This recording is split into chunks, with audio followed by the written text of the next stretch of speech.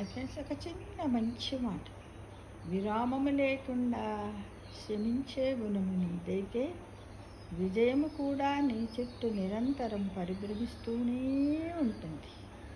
అంటే మనము దేవాలయానికి పోయి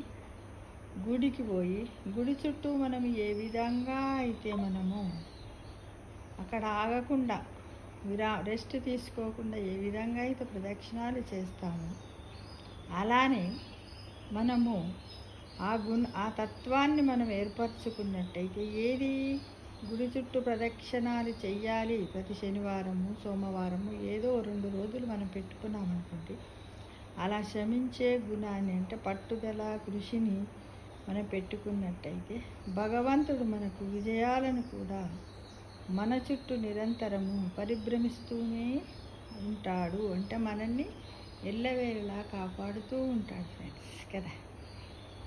అందుకోసం మనం ఈ మంచి మాటతోటి మనము డైలీ మన హ్యాబిట్కి అన్వయించుకోవచ్చుగా. విరామము లేకుండా శ్రమించే గుణము నీదైతే విజయం కూడా నీ చుట్టూ నిరంతరం పరిభ్రమిస్తూనే ఉంటుంది. అంటే దీన్ని ఎలా విరామము లేకుండా గుడి చుట్టూ ప్రదక్షిణము నీదైతే విజయము మరియు భగవంతుని యొక్క ఆశీస్సులు కూడా నీ చుట్టూ నిరంతరం పరిభ్రమిస్తూనే ఉంటాయి అని చెప్పక తప్పదు కదా ఫ్రెండ్స్. అంతేగా మరి.